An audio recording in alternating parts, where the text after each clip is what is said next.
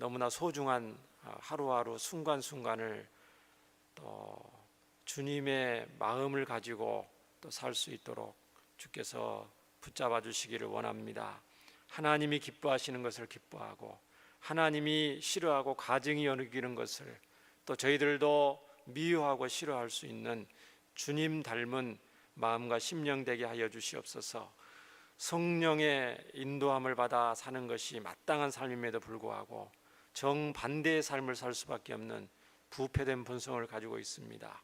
하나님, 우리의 실체를 알고 또 우리가 무엇과 싸워야 되는지 잘 알게 하셔서 하나님, 주님 나라 갈 때까지 이런 치열한 영적 전투에서 승리하게 하시고 또 하나님의 사랑과 칭찬받는 주의 백성들 되게 하여 주시기를 원합니다. 하나님, 귀한 예물을 마음을 담아서 드립니다.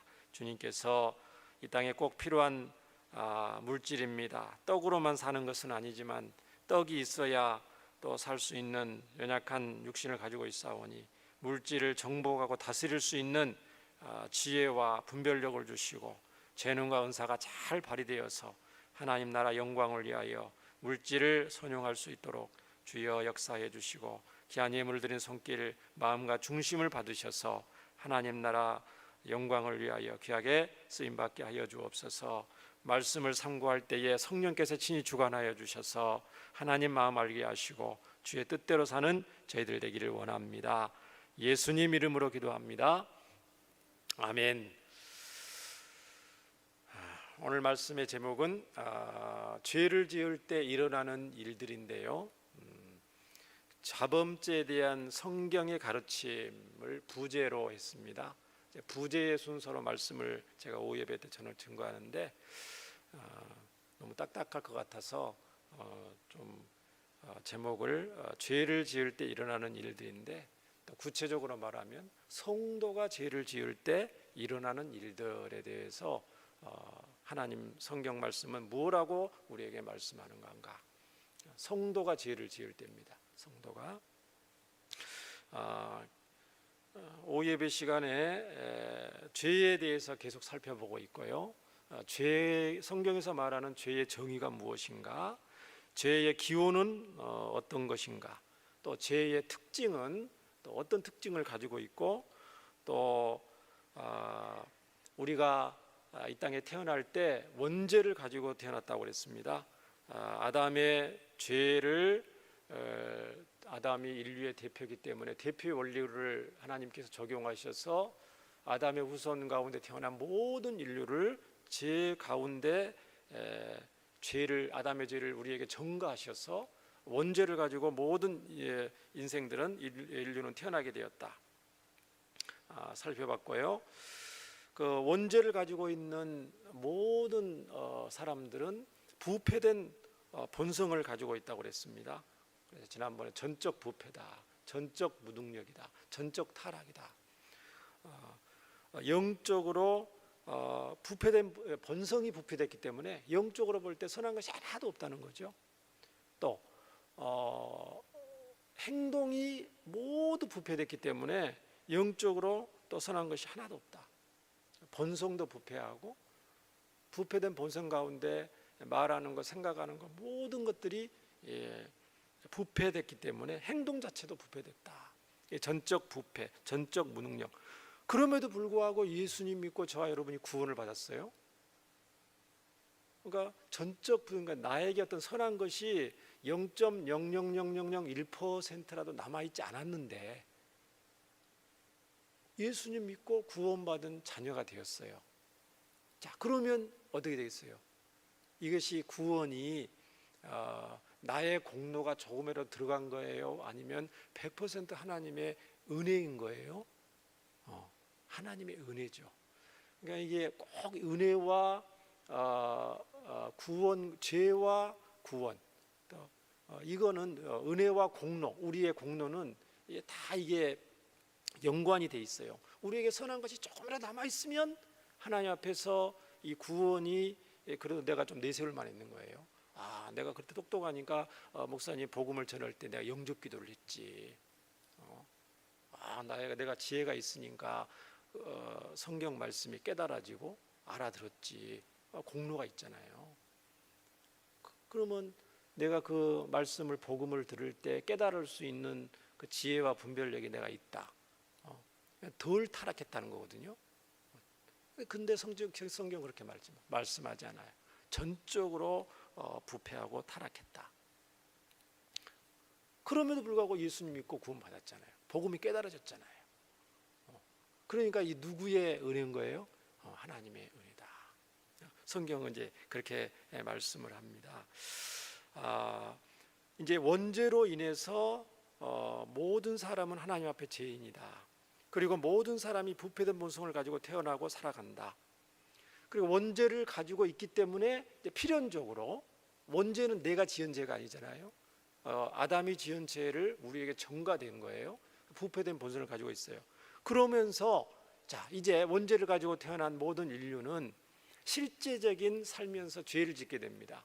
그거를 뭐라고 하냐면 오늘 말씀에 자범죄라고 하는데, 영어로는 오리지널 sin, 그게 원죄잖아요. 자범죄는 액추얼 sin, 우리가 살면서 우리의 인격을 가지고 우리의 의지를 가지고 고의로 짓는 죄 또는 실수로 짓는 죄, 고의든 비고의든 간에 짓는 모든 실제적인 죄를 우리가 자범죄라고 합니다. 그러니까 원죄에서 나오는 모든 범죄 행위들을 말합니다. 그러면 여기서 한번 질문을 하겠습니다. 예수님께서 저와 여러분을 위해 십자가에 못 박혀 죽으시고 3일 만에 부활하심으로 인해서 죄 문제를 해결하셨다는데, 예수님이 해결하신 죄가 원죄예요, 자범죄예요? 예수님이 십자가에서 해결하신 죄가, 저 여러분의 죄가 원죄를 해결하신 거예요, 자범죄를 해결하신 거예요?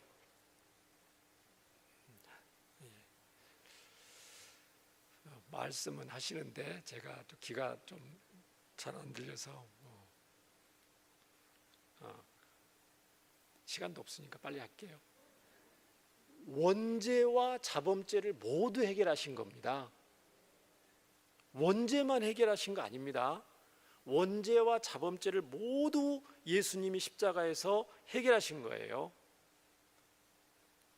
자, 그럼에도 불구하고, 그 얘기를 하려고 하는 게 아니고, 그럼에도 불구하고 원죄와 자범죄를 모두 해결받고 구원받은 하나님의 자녀, 하나님의 백성을 우리가 거룩한 무리들이라고 해서 성도라고 합니다. 성도들은 근데 죄를 지어요, 안 지어요? 여전히 지어요. 여전히 지어요. 원죄와 자범죄를 이미 해결받았음에도 불구하고 성도들이 죄를 짓는데, 그 성도들이 죄를 지을 때 어떤 일이 일어나게 됐냐 이 말이죠. 성도는 하나님의 은혜로 예수님을 믿음으로 구원을 받았는데, 원죄와 자범죄에서 용서함을 받고 죄와 마귀의 종노로 돼서 해방이 되어서 하나님의 자녀가 되었는데, 또다시 죄를 지을 경우에는 어떻게 되는가? 예수님을 믿기 전에 불신자 있을 때는 죄를 지을 수밖에 없어요.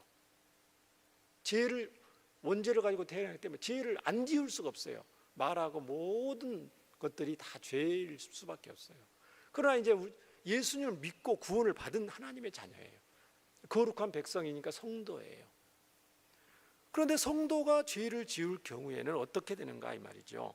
먼저 우리가 성경을 통해서 알아볼 것은, 법적으로는 하나님의 법이죠.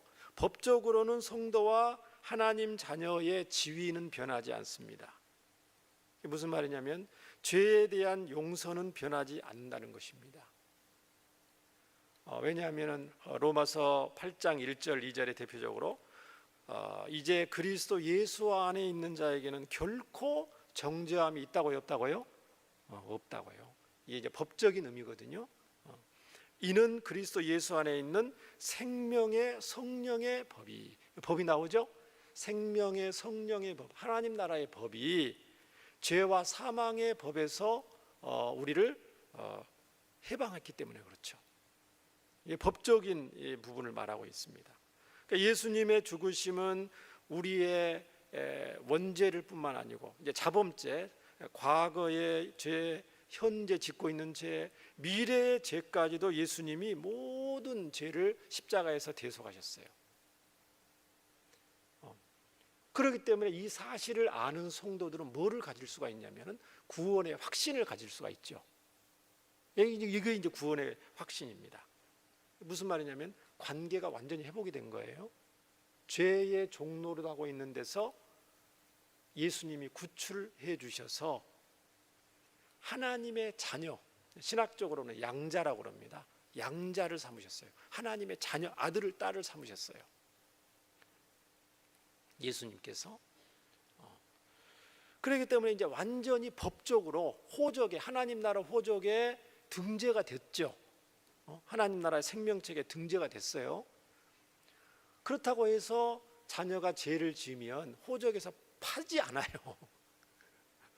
우리 사람들은 마음에 안 들면 호적을 판다 이런 말을 하지만 실제 이 세상에서도 호적 파는 부모가 거의 없지만 하나님 아버지는 호적을 파지 않습니다. 하나님 나라의 생명체 기록이 되면. 아시겠죠? 그거를 이제 신학적인 용어로는 구원의 확신이라고도 하고 성도의 견인이라고도 하고. 그러니까 흔들리면 안 돼요. 왜 흔들리냐면 이제 죄를 짓거든요. 그럼에도 불구하고 성도가. 그래서 죄 때문에 이제 헷갈리는 거예요. 본인이 헷갈리는 거지. 하나님은, 하나님 나라의 법은 그러지 않습니다. 여전히 하나님의 자녀들이고 죄를 짓고 살지만 여전히 하나님 나라의 시민권과 하나님 나라 백성의 멤버십에서는 변함이 없어요. 변동이 없어요. 그렇기 때문에 이게 하나님의 선물이죠. 구원이라는 게. 만약 그게 바뀐다면 하나님이 선물 줬다 뺐다 이게 되잖아요. 그게 아니에요. 하나님이 그렇게 안 하신다고 그랬어요. 자, 그럼에도 불구하고 하나님의 자녀들이 죄를 지을 때, 자범죄를 지을 때 여러 가지 끔찍하고 두려운 일들이 일어난다고 성경은 동시에 말하고 있습니다. 무슨 일이 일어난다고요? 하나님의 성도들이, 하나님의 자녀들이 죄를 지을 때 무슨 일이 일어난다고요? 끔찍한 일, 심히 두려운 일이 일어난다고 성경에는 너무너무 명쾌하게 말씀하고 굉장히 많은 분량을 하나님의 백성들의 죄에 대해서 언급을 하고 있습니다. 너무나 많기 때문에 오늘 이 시간에는 세 가지로 어떤 끔찍한 일이 일어나는가 세 가지 말씀을 드리겠습니다. 첫 번째로 삼위 하나님과의 교제가 불편하게 됩니다. 성도가 죄를 짓게 되면 굉장히 순화해서 쓰는 말이에요. 또 엄격히 하면 삼위 하나님과의 관계가 파괴된다는 거예요. 성도가 죄를 지을 때. 이 죄라는 것은 본질적으로 관계를 파괴한 특징이 있어요. 하나님을 불신자 있을 때도 하나님과의 관계가 파괴됐잖아요. 예수님 믿으면 관계가 회복된다고 그랬잖아요. 근데 예수님 믿는 성도가 또 하나님을 죄를 지으면 역시 하나님, 삼위 하나님과의 교제가 굉장히 불편하게 됩니다. 죄를 지으면 지을수록. 그러니까 불신자들은 관계가 회복이 안 됐기 때문에 해결 방법이 없어요. 하나님과 관계가 파괴된 상태에서는, 예수님을 만나 영접하기 전에는. 그러나 하나님의 자녀들은 다른 점은 뭐냐면은 하나님과의 관계가 파괴되고 교제가 서운해질지라도 회복할 수 있는 기회가 있는 거예요. 자, 이사야 59장 1절 2절을 한번 보시면 죄가 얼마나 우리에게 치명을 주는지. 자, 여호와의 손이 짧아 구원하지 못하심도 아니요 귀가 둔하여 듣지 못하심도 아니라. 하나님이 귀를 막으셨다는 거예요. 힘들고 어려운데 안 도와주신다는 거예요. 오직 너희 죄악이 너희와 너희 하나님 사이를 어떻게 했다고요? 갈라놓았고. 여기 너희가 누굽니까? 불신자들이에요? 성도들이에요? 성도들입니다. 이스라엘 백성입니다. 이사야 말씀입니다. 이스라엘 백성입니다. 하나님이 천하 만민 가운데 선택한 하나님 백성들입니다. 더 구체적으로 말하면 유다 백성들입니다. 너희 죄악이, 하나님의 자녀라고 하는 너희들이 죄악이 너와 너희 하나님 사이를 갈라놓았다. 성도가 죄를 지을 때 하나님과의 교제가 단절이 되기 시작합니다. 갈라놨다는 건 뭐예요? 하나님과 별거한다는 거죠. 서먹해진다는 거죠. 관계가 멀어졌다는 거예요. 너희 죄가 그의 얼굴을 가리어서 성도들의 죄를 뒤집어 쓰고 있기 때문에 하나님 얼굴이 안 보인다는 거예요. 하나님을 만날 수 없다는 거예요. 죄로 범벅된 상태에서는 거룩하신 하나님이기 때문에 볼 수가 없다는 거예요. 아무리 예배당에 와서 아무리 기도를 많이 하고 아무리 목이 터져라 찬양하고 외쳐도 하나님을 만날 수 없다는 거예요. 무엇 때문에요? 죄가 뒤집어 쓴 상태에서는. 당연하겠죠. 너희에게서 듣지 않으시게 함이니라. 뭐가요? 죄가. 꼴도 보기 싫다는 거예요. 하나님 편에서 보면은 꼴도 보기 싫은 상태가 되었다는 거예요. 하나님의 자녀인데도 불구하고 죄로 뒤범벅되어서. 자, 또 요한일서 3장 21절에 보면은 자, 사랑하는 자들아. 자, 요한일서니까 요한 사도가 소아시아에 사랑하는 흩어져 고난받는 하나님의 초대교회 성도들한테 쓴 편지예요. 불신자들에 쓴 게 아니죠. 성경이라는 게 원래. 사랑하는 자들아, 성도들을 말하는 거예요. 만일 우리 마음이 우리를 책망할 것이 없으면 하나님 앞에서 담대함을 얻고, 죄가 없는 상태죠. 책망할 신앙 양심에 꺼리낌이 없으니까 죄가 하나님 앞에 죄를 안 짓는 상태예요. 그럼 하나님 앞에 담대함을 얻는다는 거예요. 반대로 죄가 있으면 어떻게 되는 거예요? 하나님 앞에 책망받을 일이 있으면 하나님 앞에 거기에 담대함이 있어요, 없어요? 없어진다는 거예요.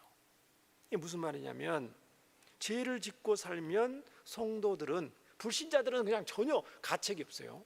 그냥 일반적인 양심의 가책만 있는데 성도들은 양심이 예수님 안에서 회복됐기 때문에 신앙 양심이라는 게 생기게 되는데, 신앙 양심의 가책을 받게 되면은 죄로 인해서 가책을 받으면 늘 찔리는 걸 넘어서서 더 심하게 죄를 지으면은 눌리는 삶을 사는 거예요.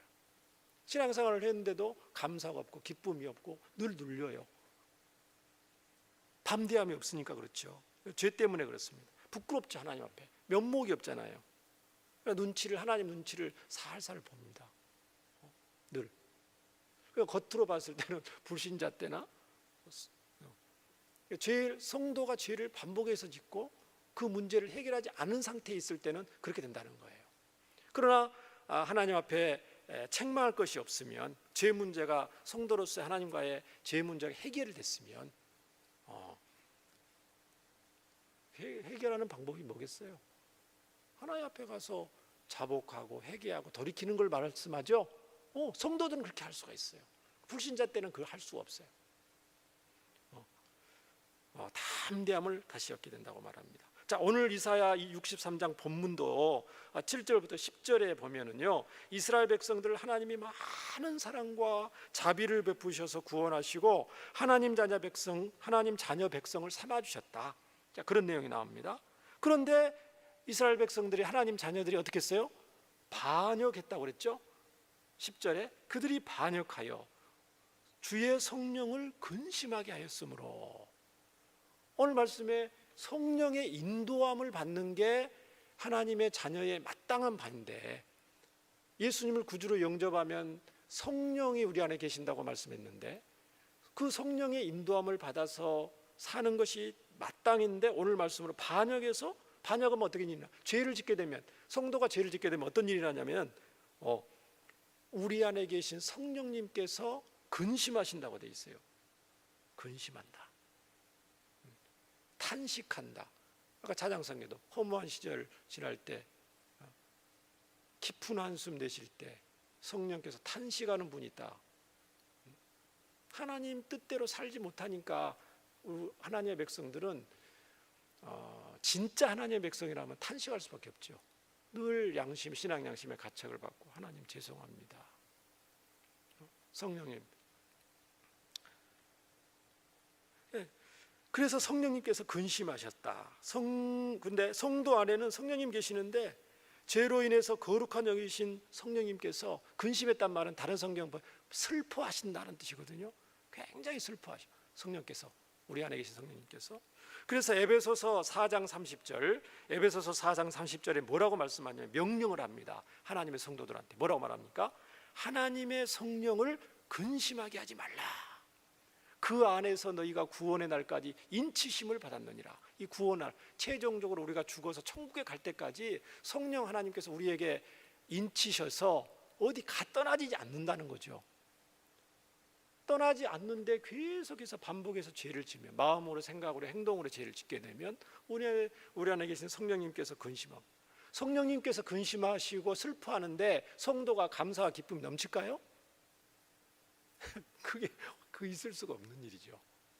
우리 안에 계신 성령님, 아니 부부가 집에서 같이 사는데 남편이 힘들고 어렵고 하는데 아내가 할렐루야 하면서 그러지 않잖아요. 아내가 몸이 아파서 끙끙대고 있는데 남편이 춤춥니까? 아니죠.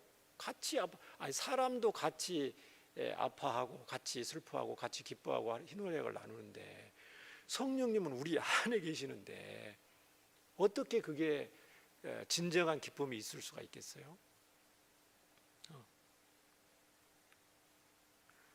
성도인 우리가 죄를 짓는 것은 우리 안에 계시는 성령님을 슬프게 하는 것이며, 죄로 인해 성령님은 더 이상 죄 짓는 우리를 기뻐하지 않으신다고 성경은 말씀하고 있습니다. 이것이 얼마나 민망한 상황이냐면요, 자 보십시오. 자녀된 우리들 있죠. 우리 자녀들이 있어요. 자녀된 우리들을 우리가 한없이 사랑합니다. 세상에 우리 자녀와 같은 애가 없잖아요. 아무리 다른 애들 공부 잘하고 예쁘고 해도 우리 자녀하고 다르잖아요. 부모가 자녀들을 정말 한없이 사랑합니다. 그런데 자녀가 죄를 지을 때는 기뻐하지 않는 상황하고 비슷해요. 자 보세요. 우리 자녀들을 잘못할 때, 우리가 자녀들이 잘못할 때 부모가 자녀들을 사랑해요, 사랑하잖아요. 잘못할 때도 여전히 자녀들을 사랑하죠. 왜? 아니 내 자녀니까 그렇죠. 내 몸으로 낳았으니까 그렇죠. 하나님이 나의 우리 가정에 주신 선물이니까 아무리 잘못을 하고 부모 말을 안 듣고 뺀질거리고 학교도 안 가고 그래도 근본적으로 우리 자녀를 사랑하는 마음이 있어요, 부모한테는. 그런데 그 자녀가 계속해서 주의를 줌에도 불구하고 반복해서 죄를 지면 어떻게 되겠어요? 부모를 거역하면, 경고에도 불구하고 부모의 말을 귀담아 듣지 않고 제멋대로 못된 짓을 계속 한다면 어떻게 하겠어요? 부모된 입장에서 대부분의 정상적인 부모라면은 자녀를 사랑하는 마음 때문에 자녀에게 뭐를 줍니까? 매를 댈 수밖에 없죠. 그래서 성경에는 징계라고 말합니다. 사랑하기 때문에 이제 그런 일을 성경에는 뭐라고 그러냐? 하나님께서 성령 하나님이 근심하시고 우리 안에 계신 성령님께서 슬퍼하시기 때문에 하나님의 거룩한 성도가 죄를 짓게 되면 그거를 내버려 두지 않으시고 방치하지 않으십니다. 마치 부모가 사랑하는 자녀이기 때문에 방치하지 않는 것처럼 한 번 잘못했다고 바로 매를 때는 건 아니에요. 육신의 부모도 그렇게 안 하는데 주의, 경고, 경격, 경고, 하나님도 마찬가지입니다. 근심하시고 탄식하시고 경고하시고 말씀을 통해서 성도들을 통해서 강단을 통해서 여러 부분 경고하시고 주의하시고 그러면 안 돼. 그럼에도 불구하고 하나님은 죄를 짓는 하나님의 자녀들을 사랑하시기 때문에 잠언 3장 11, 12절에 이런 말씀이 있죠. 내 아들아 여호와의 징계를 경히 여기지 말라. 징계를 하신다는 거예요.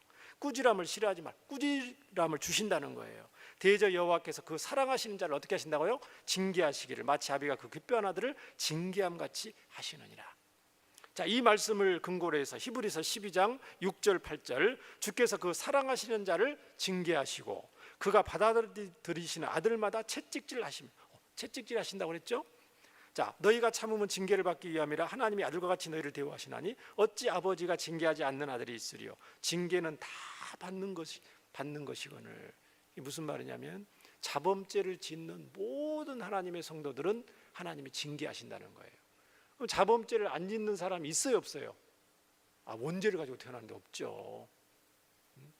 주와 복음을 위해서 순교한 선교사님이라 할지라도 자범죄를 다 짓습니다. 징계는 다 받는 것이거늘 너희에게 없으면 사생자요 친아들이 아니니라. 이게 무슨 말이에요? 너희들은 사생자도 아니고 아들이 아닌 것이 아니기 때문에 반드시 징계를 한다는 거예요.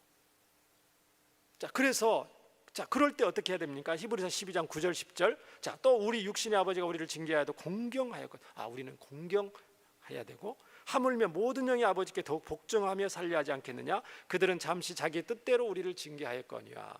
육신의 아버지는 때로는 감정이 앞서고 욕심이 앞서서 징계할 때도 있지만, 우리 하나님은 아니라면, 오직 하나님은 우리의 뭐를 위하여? 성도들의 유익을 위하여 그의 거룩하심에 참여하게 하시느니라. 그러니까 성도가 죄를 지을 때 거룩하신 하나님의 성품을 담고 하나님 자녀다운 성도다운 모습을 회복하도록 하기 위해서 하나님께서 매를 대신다. 근데 그게 유익을 위해서라는 거예요. 그러니까 저와 여러분이 징계를 받는 것은 정말 100% 전적인 하나님의 은혜입니다. 왜냐하면 방치하지 않으신 하나님의 은혜.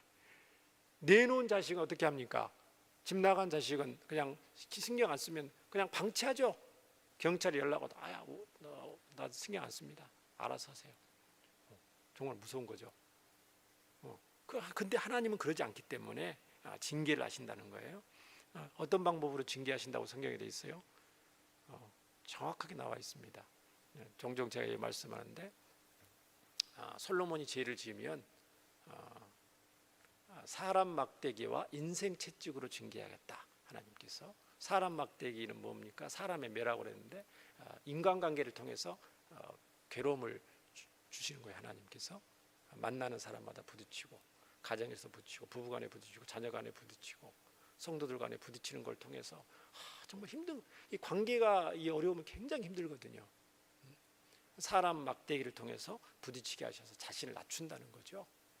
인생 채찍으로 징계하겠다. 하나님 말씀. 인생 채찍은 뭡니까?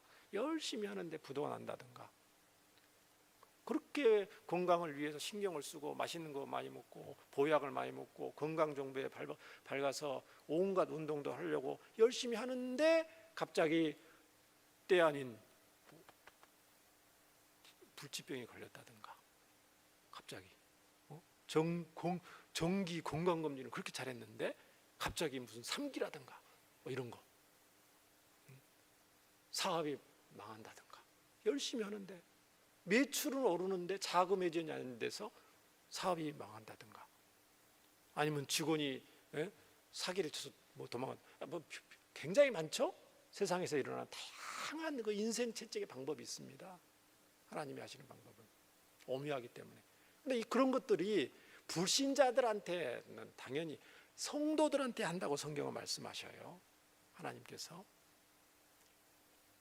자, 부활하신 예수님도, 지금 삼위 하나님이 얼마나 근심하니까, 지금 하나님 아버지도 그랬고, 이게 예수님도 근심하신다고 그랬어요. 자, 요한계시록 3장 19절입니다. 요한계시록 3장 19절. 무릇 내가 사랑하는 자를 어떻게 한다고요? 책망하며. 자, 성자 예수님, 제2의 삼위 하나님이신 성자 예수님도 책망하며 징계하노니, 라오디게아 교회죠. 그러므로 내가 열심을 내라, 회개하라. 자, 이상의 말씀들은 그리스도인인 성도가 죄를 범할 때 삼위 하나님께서 결코 기뻐하지 않으시고 슬퍼하며 근심하신다고 성경은 우리에게 가르쳐 줍니다. 자, 이 부분을 웨스트민스터 신앙고백서 11장 5항에 그럼 우리가 어떻게 해야 됩니까? 자세히 요약해 놓은 내용이 있어서 함께 읽기를 원합니다. 자, 성도가 죄를 지을 때 그럼 어떻게 해야 됩니까? 자, 하나님께서는 의롭다함을 받을 자들의 죄들을 계속해서 용서해 주십니다. 의롭다함을 받을 자가 성도겠죠? 하나님은 계속해서 용서를 해 주십니다. 그리고 그들은 칭의의 상태에서 결코 실족되는 일은 없지만 구원을 상실하지 않는다는 거예요. 구원을 잃지 않는다는 거예요. 죄를 지음에도 불구하고 칭의를 받았기 때문에, 칭의의 상태에서 법적으로 이미 의롭다고 인정을 받았기 때문에 결코 실족되는 일은 없지만, 자, 그들의 죄로 말미암아 성도가 계속해서 죄를 짓고, 또 계속해서 아니더라도 매일매일 저와 여러분은 죄를 짓습니다. 죄로 말미암아 하나님의 부성적인 분노를 사게 되며 하나님 아버지의 분노를 사게 되며 그들이 자신을 낮추어 그들의 죄들을 고백하고 용서를 구하며 그들이 믿음과 회개를 새롭게 하기 전에는 그들을 향한 하나님의 노여움이 풀리지 않게 됩니다. 자, 그 부분 화면 놔두세요. 자, 성도가 죄를 지을 때 이제 하나님과의 그 관계가 파괴되고 단절되고 서먹해지고 굉장히 신앙의 가책을 받는데 자신을 낮추어 겸비한단 말 성경에는 자신을 낮추어서 그들의 죄들을 자복하고 통회하고 용서를 구하고 다시 믿음과 회개를 하게 되면은 하나님의 노여가 풀리게 된다는 거예요. 그러지 않는 상태의 죄를 가지고 있으면 어떻게 돼요? 회개하지 않고 하나님의 용서를 받지 못한 상태에 있을 때는 하나님의 노여움의 상태가 계속해서 가지고 계신다는 거예요. 그러면 하나님이 노여워하시는데 우리는 잘 되겠습니까? 잘 못 되겠습니까? 당연히 잘 될 턱이 없죠.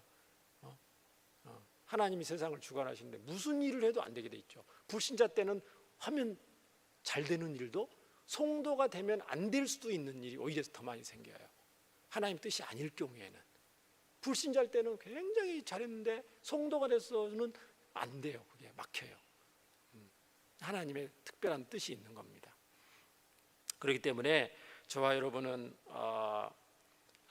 이 사실을 우리가 명심하고 수시로 죄를 지을 때마다 즉각적인 회개, 즉각적인 용서를 구하는 주님 기뻐하시는 하나님 자녀 되기를 축원합니다.